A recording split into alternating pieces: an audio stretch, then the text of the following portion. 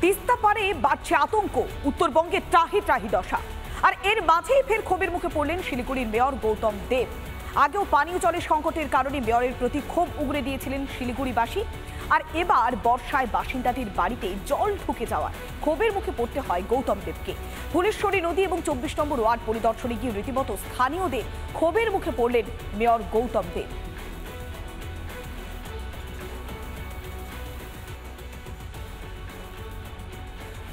সকালে 9টার পরে জল দিচ্ছে, আসলে জল আসেই যায়।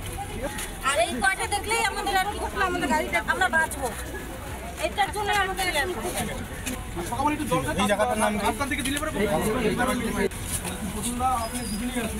হ্যাঁ, ব্যাপারটা হচ্ছে আমাদের একটা বড় সমস্যা হচ্ছে, যেটা হচ্ছে জলের। সকালে 9টার পরে জল দিচ্ছে, এসে তাদের সাথে বসে আমরা পুরো স্টেজটা দেখলাম। এখানে ডাউনস্ট্রিম থেকে কাজ শুরু হয়েছে, যেখানে চট পড়ে গেছে সেগুলোকে কাটবে, লাইনিংগুলো ঠিক করে দেবে। এবার লাইনিংয়ের পাশে অনেক মাটি জমে আছে, সেগুলোকে লিফটিং হবে। যন্ত্র যেতে পারছে না, জেসিবি যেতে পারছে না, সেখানে কিছুটা ম্যানুয়ালি করতে হচ্ছে। বর্ষা এসে গেছে, কাজটা একটু স্লো হচ্ছে।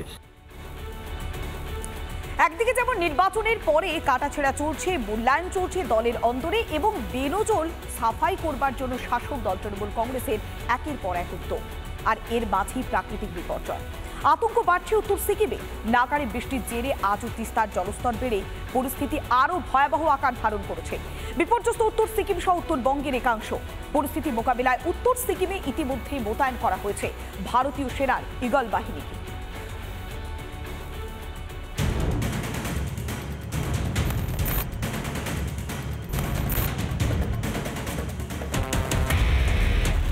লাগাতার বৃষ্টিতে জনজীবন বিপর্যস্ত ডুয়ার্সে।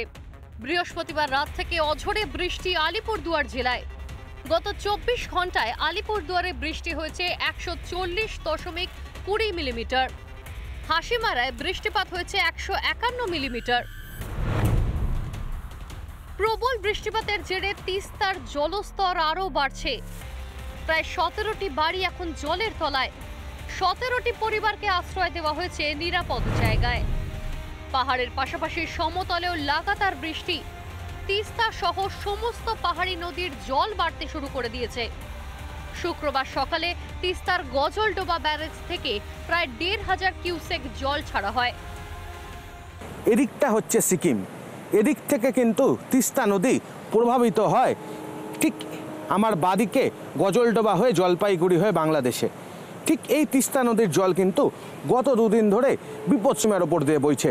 ইতিমধ্যে কিন্তু জারি করা হয়েছে লাল সতর্কতা। তিস্তা বাজার সংলগ্ন এলাকায় জলের তোড়।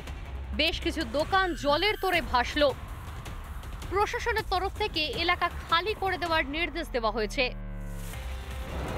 পাহাড় ও সমতলে অবিরাম বৃষ্টি, যার ফলেই কিন্তু জল বাড়তে শুরু করেছে সমস্ত পাহাড়ি নদীগুলোর, এবং জল বাড়তে শুরু করেছে তিস্তা নদীরও, এবং যার ফলে কিন্তু যথেষ্ট আতঙ্কিত এই তিস্তা পাড়ের মানুষেরা। এবং প্রশাসনের পক্ষ থেকে একাধিক গুরুত্বপূর্ণ পদক্ষেপ যেমন নেওয়া হয়েছে, তেমনি এই প্রশাসনের পক্ষ থেকে কিন্তু তিস্তা নদীর ওপর কঠোর নজরদারিও করা হচ্ছে।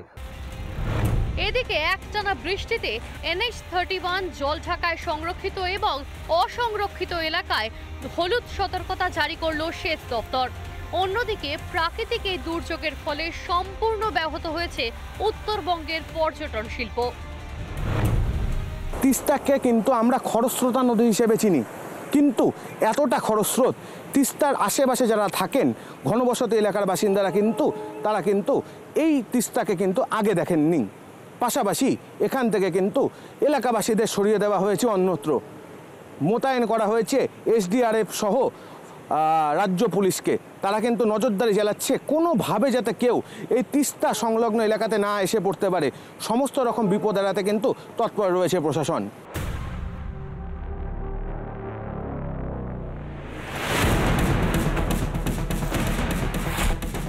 রিপাবলিক বাংলা। কেননা মিটে গিয়েছে লোকসভা নির্বাচন, আর ঠিক তারপরেই যেন টনক নড়েছে শাসক দল তৃণমূল কংগ্রেসে। দলে থেকে দল বিরোধীদের সরানোর বার্তা দিলেন দুই সাংসদ। কড়া বিধানের কথা শোনালেন দুজনে। কিন্তু হঠাৎ কি হলো, কেনই বা শাস্তির নিদান? প্রশ্ন থাকলেও উত্তর এখনো অধরা। তৃণমূলের নতুন ভাবনার পরিচয় হচ্ছে যেগুলো আগে হয়নি এখন হবে। এরকমই যেগুলো আগে হয়নি এরকম এখন হবের মধ্যে একটা হচ্ছে যারা যারা দলে থেকে বেইমানি করেছে তাদেরকে তাড়ানো হতো না, এবার তাড়ানো হবে। গোষ্ঠী কন্দলার বেনজল পরিষ্কার করতে কড়া বার্তা তৃণমূল সাংসদ শতাব্দী রায়ের। বীরভূমের খয়রাশোলে দল বিরোধীদের দল থেকে বহিষ্কারের বার্তা দিলেন তিনি।